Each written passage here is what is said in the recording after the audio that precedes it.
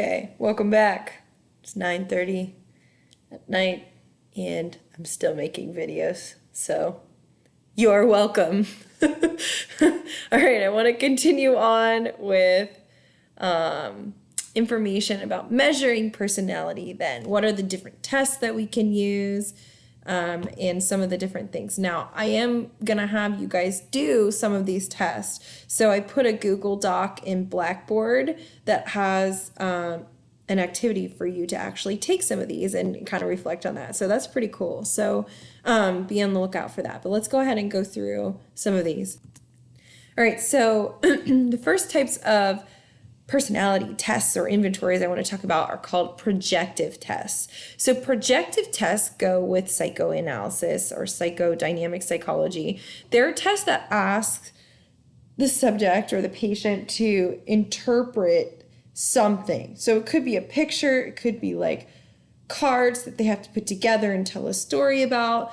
But these are tests only given by psychoanalysts and they're subjective, okay? They're not objective tests. So it's very difficult to find these tests. So the two that we're going to talk about are the TAT, the thematic apperception test, and the Rorschach ink blot test. So I did give you in the Google Doc, like an abbreviated Rorschach, but it gives you choices. So just read the little blurb that I put in there to make sure that you understand. Like, it's not a true Rorschach.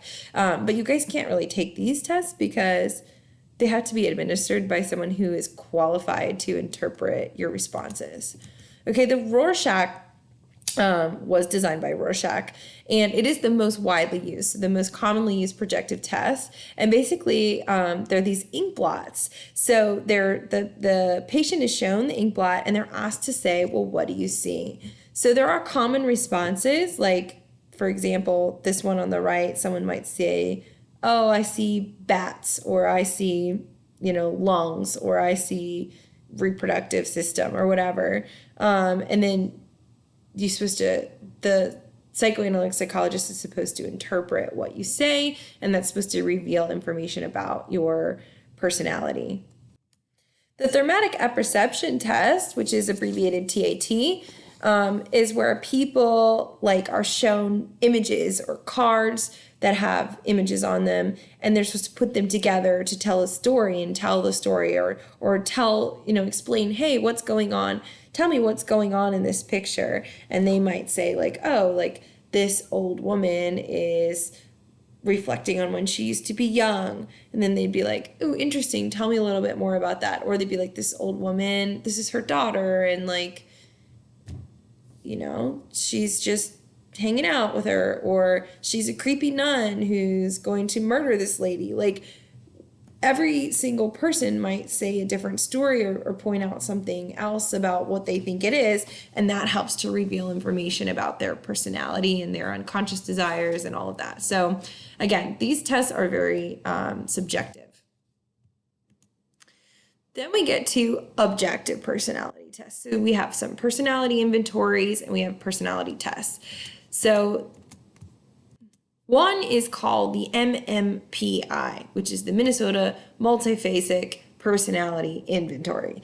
This is an empirically derived test. And I think that is the biggest thing to know, is that it's objective and it's empirical, meaning it actually is based on numbers and data. And it gives you your scale of depression, hysteria, psychopathic deviancy, masculinity and femininity, paranoia, schizophrenia, etc. So it does give you some personality indicators that are empirically derived. And that is something that makes it different from the projective tests, which are just completely subjective. You don't know what someone's going to say or how that's going to be interpreted. I'm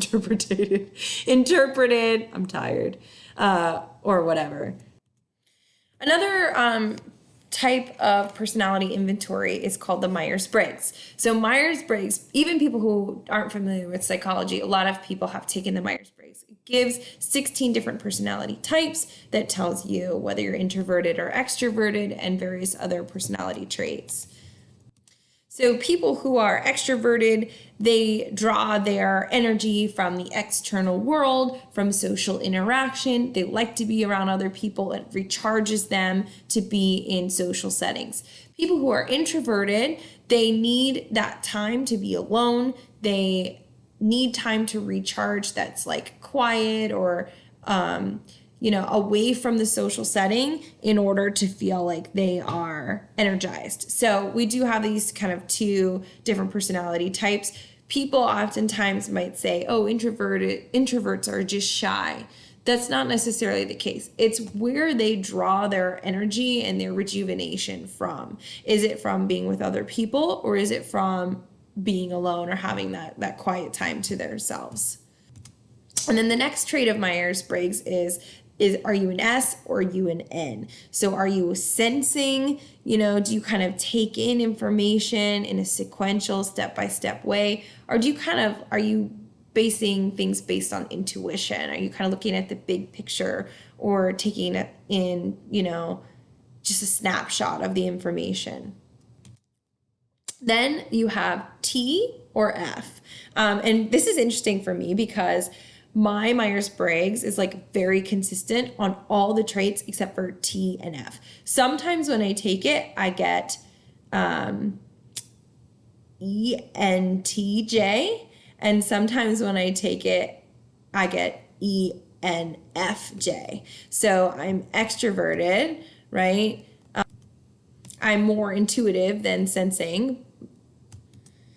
But then like some Myers-Briggs give me T, and sometimes when I take it, I've gotten F. Like last year when I took it, I got ENTJ, and then I took it a couple days ago and I got ENFJ. So I don't know how stable this is, but yeah, thinking people make decisions by taking a step back and being more objective, feeling kind of are more empathetic, and they step into the situation to make decisions. And then that last letter is J versus P. So judging, they're very like planned, like they know where they need to get, they plan everything out. It's very scheduled, very regimented. Perceiving people are kind of more spontaneous, and they might be a little less planned out, but like it doesn't necessarily affect how they meet like they might meet a deadline. They just go about it in a different way. I'm never a P person, but a lot of people that I know are P people, and everybody's different in their own way. So that's what's cool about Myers-Briggs. All right, so another way that's not necessarily an inventory, but we can just talk about why we are the way that we are in terms of our personality, is trait theory. Okay, so traits are people's main characteristics, including behaviors and conscious motives. Oops. So people who blame trait theory for personalities say that our personality is largely genetic. Okay, so it's more nature, that we're born that way. Critics of trait theory say that trait theorists kind of overestimate the consistency of personality. They say it's not necessarily that someone has this personality trait, but how they choose to express that particular trait in various scenarios and situations. Trait theorists are like, it's always this way. So these are kind of two opposing views. Now, one thing you need to be aware of and careful of is the Barnum effect. So the Barnum effect is when people, explain their personality with traits that are so general that anybody could say those traits apply to them. And I think the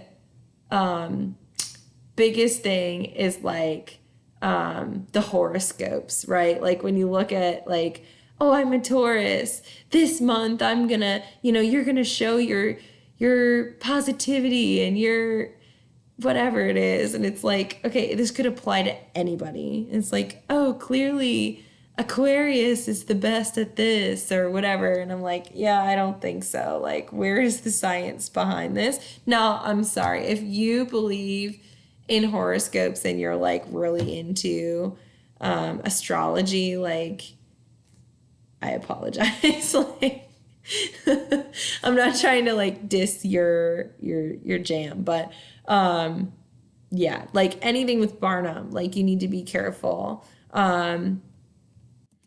One example that I used to give for Barnum is I used to do this ice cream personality test. So if you're like, what's your favorite flavor ice cream? And people would say, and then I'd put up these descriptions and it'd be like, if you like strawberry, you're emotionally robust, skeptical, detail oriented, opinionated, whatever, blah, blah, blah. And then if you like vanilla, you're colorful, you know, you enjoy close family relationships, whatever. If you like chocolate, you're creative. And everybody would be like, yeah, that's totally me. And I'd be like, that's totally everyone. Everyone. Okay. Who doesn't enjoy their family? Like, who doesn't, you know, like vacationing or tries to be their best self? Like, that's everyone. So you have to be careful about the Barnum effect, things that are just so general that it could literally apply to anyone. Okay, two dudes that we want to know for trait theory, Hans Eysenck and Gordon Allport. So Eysenck is the one who came up with the idea of being extroverted versus introverted, which we just talked about. And he also talked about emotionality versus stability. Gordon Allport, he actually identified 17,953 distinct traits. So that's interesting. But the big thing is just knowing that Allport like studied trait theory. All right, then we get to, this is actually a personality inventory you can take, and it's called the Big Five. So these are 5 traits, and the major researchers who came up with this were McCrae and Costa. So the Big Five, there were 5 traits: openness, conscientiousness, extroversion, agreeableness, and neuroticism. So if you put these together, it spells ocean. Or if you prefer to rearrange the letters, it could spell canoe. So make sure that you know this really well. This was actually on an FRQ a couple of years ago. McCrae and Costa came up with this scale that measured how open you were, how conscientious you were, how extroverted you were, how agreeable you were, and how neurotic you were, and basically ranked you like, are you more introverted or are you more extroverted? And put you on a scale for each of these 5 factors. All right, so with this ocean or canoe, if you had a low score, you are the stuff on the left column. So like low openness, you're practical, convenient, you prefer routine, versus high openness, you're curious, spontaneous, you know, whatever. C, conscientiousness. If you're low conscientiousness, you're impulsive, careless, disorganized. If you're high, you're hardworking, dependable, organized. E, extroversion. If you're low extroversion, you're quiet, reserved, and withdrawn, you're more introverted. If you're high, then you're outgoing, warm, and adventurous. A, agreeableness, critical, uncooperative, and suspicious. If you're more agreeable, you're helpful, trusting, and empathetic. And neuroticism. If you're low neuroticism, you're calm, even-tempered, and secure. If you're high, you're anxious, unhappy, more negative. So this just goes through the ocean or the canoe, the Big Five. And then just looking at the Big Five, like how stable are these traits of the Big Five? They're quite stable. They can change throughout development, like, you know, as your childhood progresses, but once you become an adult, we find that these traits are pretty stable. How heritable are they? We think they're about 50% heritable. These traits are common across cultures, and they can predict, like, one can predict other personal attributes. So conscientious people might be like more morning people and be more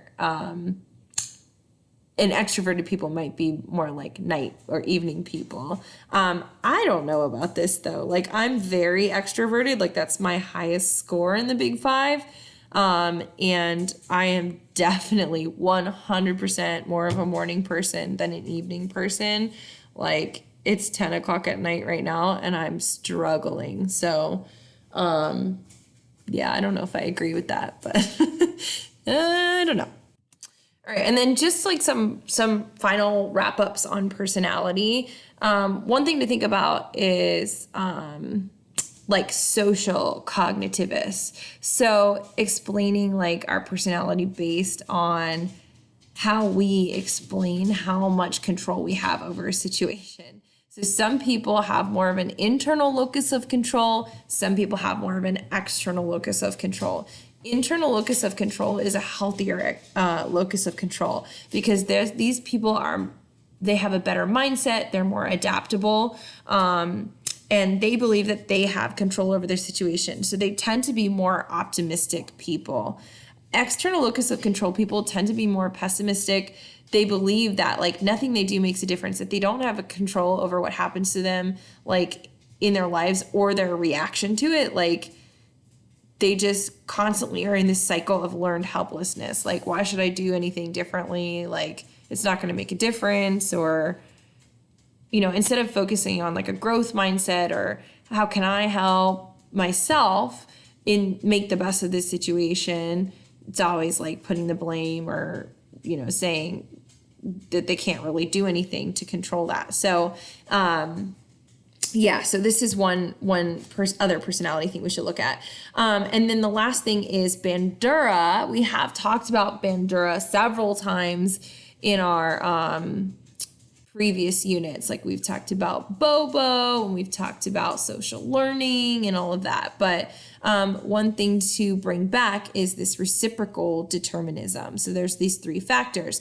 There's the personal factors, the behavioral factors, and the environmental factors. And all of these factors influence our personality and whether or not we're going to do something, right? Like if we take bungee jumping lessons, then we're going to make more bungee jumping friends, and then we're going to be engaging in more high risk activities. But if we like high risk activities, then we're going to take bungee jumping lessons and we'll meet new friends. But also if we have bungee jumping friends, we might then begin to like high risk activities and take bungee jumping lessons. So like all three of these, this is like every time you have something that's like biopsychosocial, it's all three, right? Like same thing, reciprocal determinism, it's all three, behavioral, personal, and environmental factors that influence that person's personality. So that's kind of interesting to look at. All right, I totally feel like I should be like that YouTuber now. I've made so many videos, be like, if you like my videos and subscribe to my channel because it really supports me, and I love you guys. Thank you so much for watching. But I'm not, because I'm just a teacher who's trying to make sure that you get all the information for the AP exam. So you're welcome. But yeah, let me know if you have any questions, especially Miss Clark's kids. If you have any questions, let me know. Bye.